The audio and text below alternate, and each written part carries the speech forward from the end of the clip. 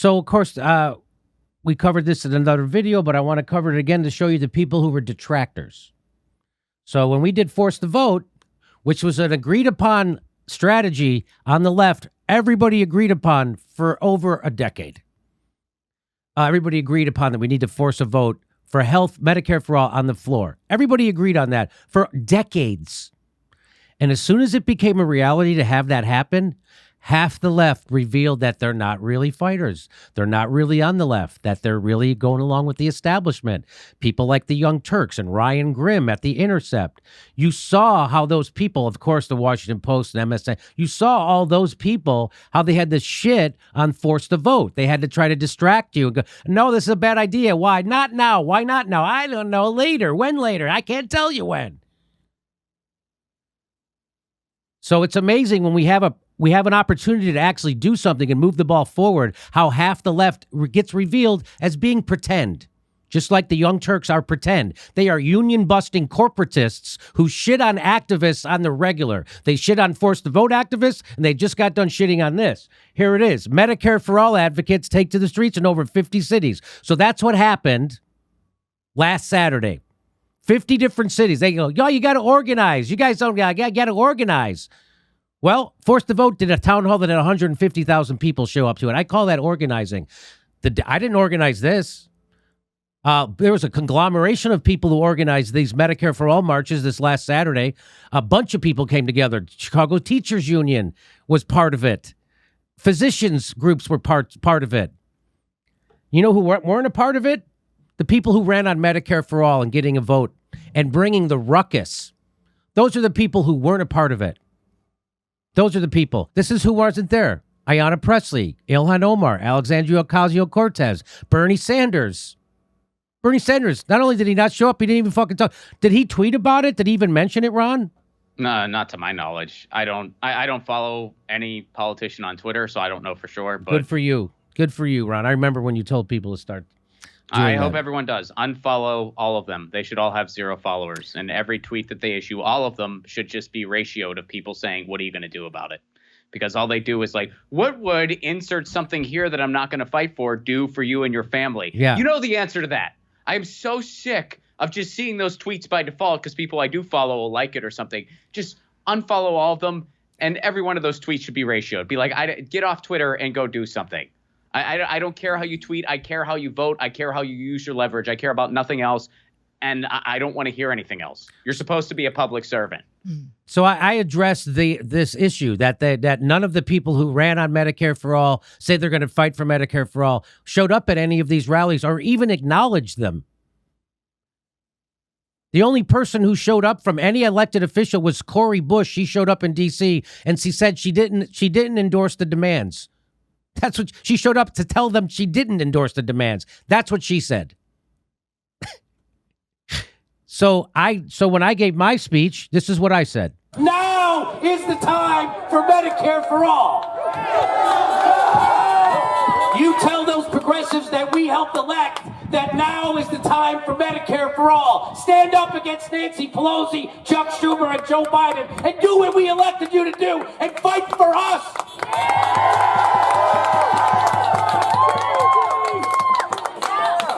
Any politician who is not right now fighting for Medicare for all is complicit in murder of the American people. A third of all COVID deaths can be attributed to a lack of Medicare for all. I thought it was only Trump who didn't give a shit about Americans dying from COVID. Turns out Joe Biden and the Democrats don't give a shit about it either. Because if they did, they'd give us Medicare for all and 100,000 more people would be alive right now. But they don't give a shit about it and they don't give a shit about you. So what we have to do is make CNN uncomfortable. We have to make the Squad uncomfortable. We have to make Bernie Sanders uncomfortable. Where is he?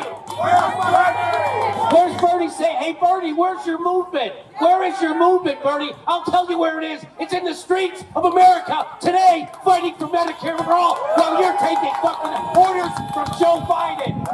Fuck Joe Biden and fuck Bernie when he book from? Where are you, Bernie? Your movement's right here. Get out here. Where are you, AOC? The movement is in the street. Where are you? Are you taking another picture with Mama Bear for Vanity Fair? Are you guys out shopping for refrigerators? Right now, Joe Biden, instead of giving us health care, is bombing the poorest people on earth in Africa. That guy loves bombing so much you think it was a little girl's hair. So I was trying to call out the politicians we have the most influence on, the people I'm talking about on the progressive left. I was calling out the people who ask for our votes, ask for our donations, ask for our support, and then say they're going to fight for us on Medicare for All and then abandon us as soon as they get elected. And that's exactly what has happened. Bernie Sanders has abandoned us and the entire squad has abandoned us. And so that's why I said what I said, and I think it needs to be said, and it needs to be said all the time. On Monday, Nick Brana and a bunch of other people went to AOC's office to protest. And guess what? She closed her office on Monday. So isn't that funny? She came into Congress. Doing a sit-in Nancy Pelosi's office. And now when she gets reelected, people want to do a sit-in in her office, and she closes her office. So that's what I said. And then here's the executive producer and co-host and my former boss of the Young Turks, Anna Kasparian. She said, now here's her, instead of being out at the rally, instead of having her own plan to help us get Medicare for All, she's not doing any of those things. They're going to union bust. They're going to McCarthy smear. They're going to push CIA imperialism talking points. And then when people actually go out to push for progressive policies, she's going to shit on them. I'm not kidding. So that's what she did. She said, when I need someone to do something for me, I just scream at them at the top of my lungs while complimenting myself for being a brave fighter for the less than fortunate. It works every time. So I'm not asking someone to do something for me. I'm demanding that people who asked for my support do what they promised. Do you see how she got it backward? I'm not asking someone to go to fucking prom. Do you get that? Do you understand that? I know you're not a journalist, but I'm going to explain this to you like a sixth grader, so maybe you'll get it. And maybe you'll stop shitting on healthcare activists who are actually doing something. She's not doing anything. She's sitting in her air-conditioned studio in Los Angeles while people are out in the streets actually trying to put pressure on politicians, and she's undermining their efforts. How many times do you have to see the Young Turks do this to real activists around Medicare for All before you realize they are neoliberal shit-lib corporatists? Because that's what Anna Kasparian and Cenk Uygur are. At the top of their lungs, they can't help but shit on activists. They shit on Force the Vote, and now they're shitting on something that has nothing to do with Jimmy Dore. I didn't have anything to do with that organizing. There was 50 different cities. I gave a speech for 3 minutes, and she's shitting all over it. You know what I love, Ron? I always love, after a direct action, I love hearing all the things everyone did wrong from people who didn't even bother to show up and never fucking will. Anna Kasparian has never even covered a story. She's never even left her studio to cover a fucking story except give tongue baths to war criminals on a paid vacation to a weapons summit. She's never even covered a story in Los Angeles. Why didn't she go out and cover those Medicare for All marches and interview some of the people and see what they had to say? Because she's not a journalist. She's a YouTuber who shits on real activists because she's bought and paid for by the corporation. Yeah, and all these people who, have been shitting on what folks have been doing, it's just like, okay, well, where's your plan? What's your plan? Where's your plan? Like, what's your plan? Come up with something better. No one's claiming to be an expert, so what's your better plan? And then you get... Well, Ron, I hate to break it to you, Ron, but I hate Jimmy Dore is not an actual plan. I don't like Jimmy Dore. That isn't really a political strategy. So here we go. Unapologetic says, these politicians raised over $270 million promising us to fight, and now they aren't.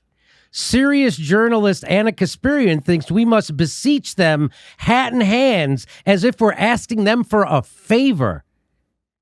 They literally defrauded us, and journalists are helping them get away with it. How about challenging power, Anna? She'll never challenge power. She is part of the establishment. She is the nutless wonders who are now capitulating to the machine and telling you to vote Democrat, vote blue, no matter who. As they shit on actual activists. That's amazing. Here's another one. Emma Vigeland says this. She goes, "There's no." I know. When you grow up rich in a cul-de-sac, you find pretty words to shit on people who are actually fighting for things. When you grow up super rich in a cul-de-sac and your parents are corporate lawyers, shit libs, and you've had every advantage handed to you your whole fucking life, when did she ever fight for anything? Never. Again, people who are sitting at home on their fucking millionaire asses, never doing fucking anything. Anything. Annika Spear's sitting in her $24 million studio wagging her finger at other people who are actually out there pressuring politicians. She says there's no understanding of how goals are achieved historically because these folks are being misled by red-brown alliance media figures, sapping them of energy and cash. Progress. So what she's doing is undermining activists in the middle of a big 50 different cities for Medicare for all. Hey, why don't you ask to speak at that and go out and give your opinion? Why don't you go out there and interview some of those people and tell them about the red-brown alliance that you're so worried about that you have no fucking idea what you're talking about? And by the way, these are the kind of people who like to quote Marx as if they're smart because they went to good colleges that got paid for by their corporate lawyer parents. But if they ever got within 5 feet of a worker, they'd get punched in the fucking face. Emma Vigeland never got anywhere near a fucking worker. They'd tell her to get the fuck out of here and go back to your cul-de-sac and your corporate lawyer parents and tell me how good Elizabeth Warren is, as she calls Bernie a sexist. Elizabeth is a family friend. Family friend. Elizabeth's a family friend. Progress isn't linear, she says. A long-term goal without short-term strategies is just moral posturing. Read a book. Condescending. Okay, well, Danny Haifong, who's read a few books and written a few, says, historically, working class and oppressed people won their goals in 2 ways. Revolution and the threat revolution via mass strikes and social movements. What books are you reading, Emma? None of mine say kissing up to Democrats improves the lives of workers.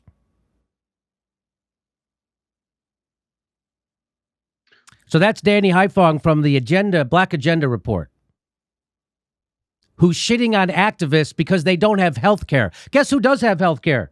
She does. Guess who else has gold-plated health care? She does. Guess who doesn't? The people who are organizing a Medicare for All march who are disabled.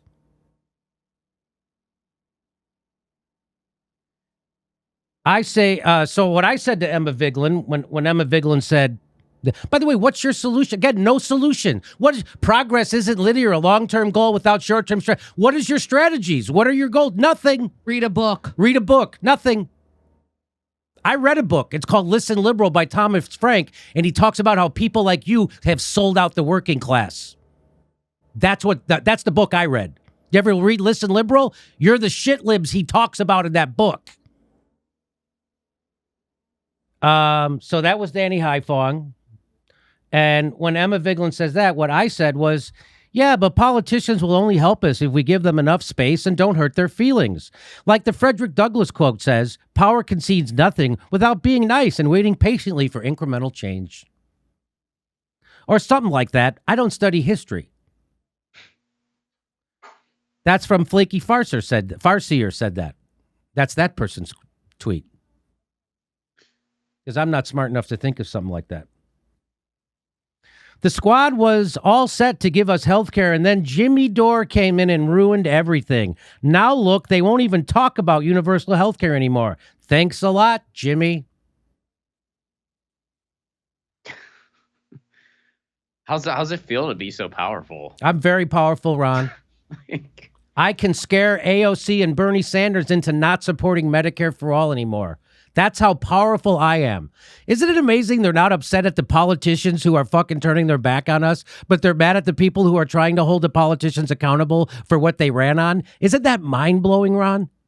You know, yes, but then just not surprising at the same time, because we are just, I mean, that's just the American brainwashing. In our society, we worship politicians the most, and they do the least. It is so straight up bizarre. And people in other parts of the world are just looking at, hey, in France, when they get mad at politicians, they will spray their offices with literal shit. Yeah. They did that recently. I don't know all the details about it, but I saw the video. Like, they'll literally do that. And by the way, people are saying strategy. I want to bring this up. There was a strategy. They had a strategy. They had a list of demands for AOC. And by the way, these were not demands that were unreasonable. These were not demands that were out of her realm. It's not like they were like, get on a dragon and ride it and get us Medicare for all. Like, no, they were demands of things that the squad could do, because people like to be like, oh, well, why would you go there? She supports Medicare for all. Why wouldn't you go to someone like Joe Manchin? It's like, you got the cart before the horse. You got to get the people who say they support Medicare for all, who say they're your allies. You have to get them acting on it. And when they're doing absolutely nothing, when they could be doing a lot more, you give them a list of things they could frickin' do, and you say, we demand this. And then when they're doing that, hopefully, then you go to Joe Manchin and you say, hey, these people are doing this because we elected them to do that and we demanded that they do it. So they're frickin' doing it now. So now we need you to vote for the. Yeah, Joe Manchin is terrible. No one's denying that. But we can hold two thoughts in our brain at the same time because we're not whiny children. And we know that when you have leverage and you're not using it and you're supposed to be an ally, you fix that problem first. Then you go to the other people and say, we demand this. That I've never seen it work the other way. And Ever. if that strategy is such a problem, come up with a freaking better one. I'm listening. 100%. I thought we were supposed to push them left. That's what Mike Schuster said. I'm with you, Mike. I thought we were supposed to push them left. I thought this is what we were doing. That's why you do direct actions. That's why we have rallies. That's why we call them out. That's why we threaten to not vote for them. That's why we threaten to not fund them anymore.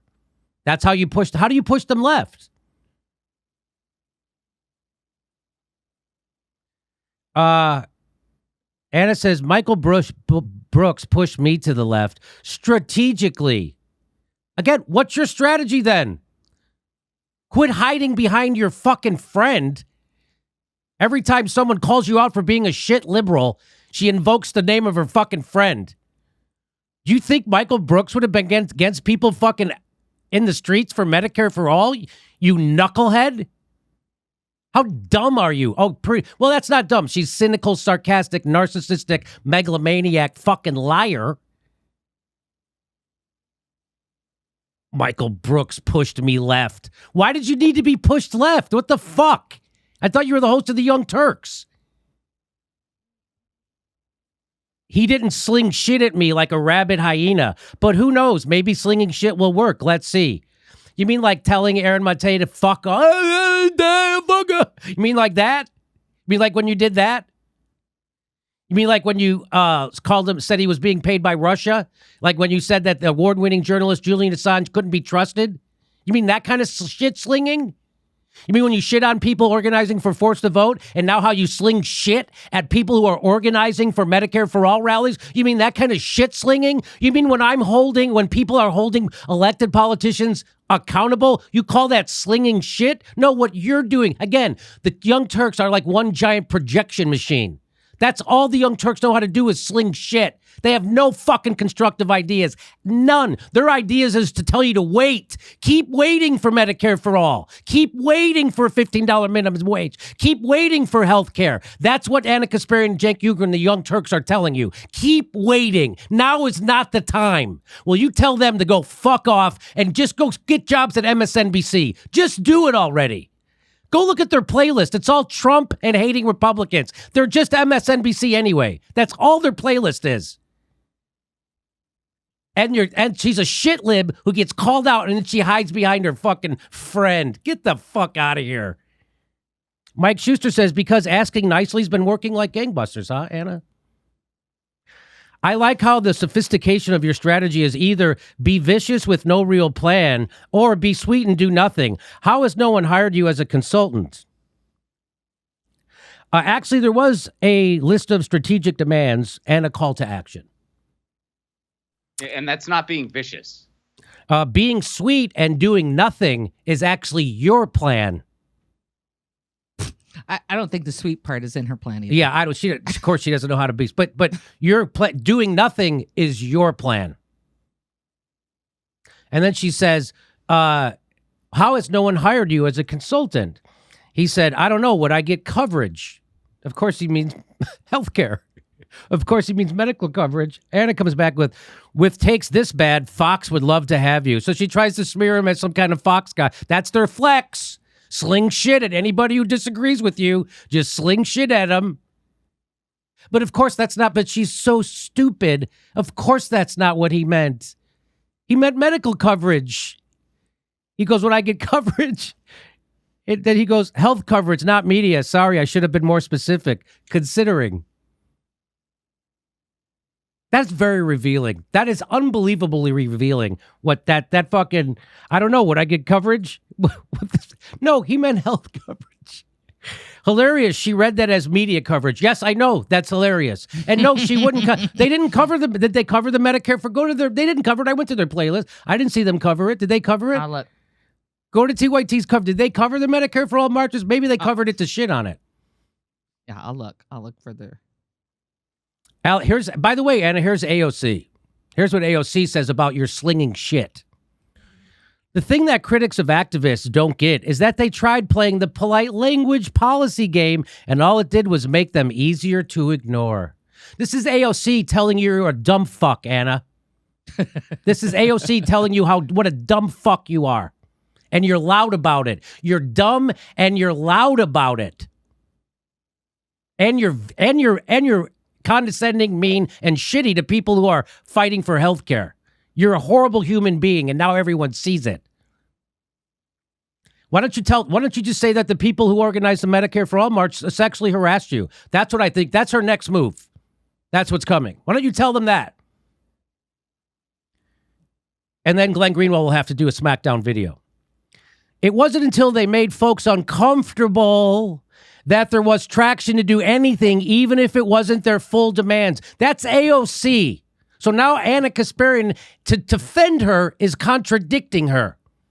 Anna Kasparian and the Young Turks, who want to run interference for politicians all day long because they're being paid by Jeffrey Katzenberg to do so, right now, she's contradicting AOC to defend AOC. The irony.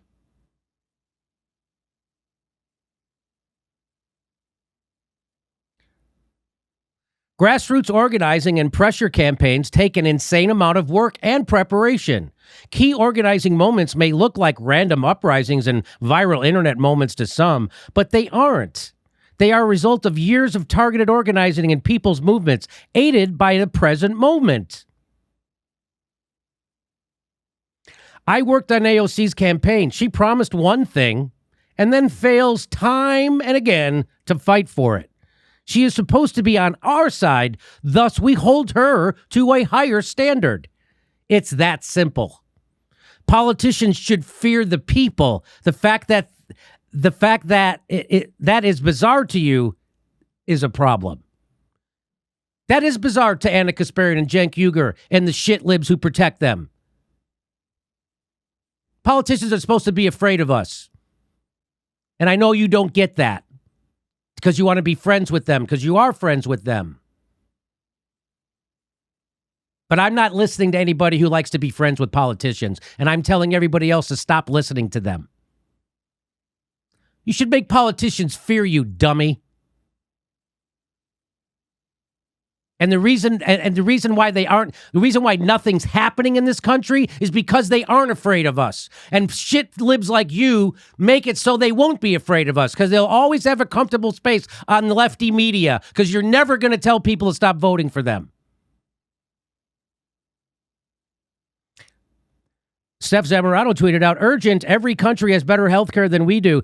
That means that they're way nicer to their politicians than the United States. Wednesday, July 28th is Medicare for All. Pretty please. Tweet Medicare for All. Pretty please. It's M4APP. Medicare for All. Pretty please. How's that, Anna? How's that? Maybe you could add that to the list of shit you're never going to do. Maybe, Anna, you could, because you've never done fucking anything outside of your air-conditioned studio in Los Angeles. Except promote your own goddamn network. Anything else, Ron, you'd like to add to this ridiculous bullshit from the fucking Young Turks? Well, look, man, to go on what you're saying, and I've said this before, and I'll say it again because I think it's worth repeating. In my lifetime so far, I have never seen or even really heard of, for the most part, a politician, at least at the state or federal level, doing much of anything good unless they were scared of losing their job. We can point to example after example of that being the case. I mean, look at what's going on right now here in California. All of a sudden, Governor Newsom is starting to deny some fracking permits, which is a good thing. He has hundreds more that he needs to reverse, but that's a different story. But he's starting to deny them all of a sudden. He randomly found billions of dollars for infrastructure that would make us lead the country. Why is he doing all this?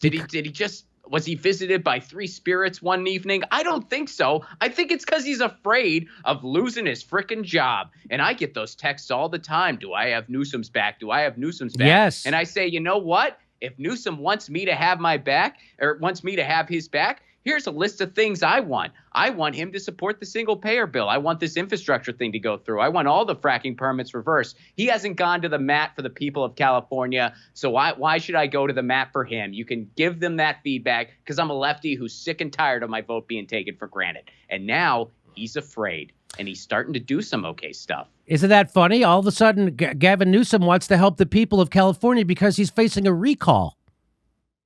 Isn't that amazing? So he gets afraid of the people, and then he starts trying to help the people. That's the way it's supposed to run. But of course, the shit libs who grew up in fucking cul-de-sacs with corporate lawyers for parents and who are Warren supporters don't ever understand how politics actually works.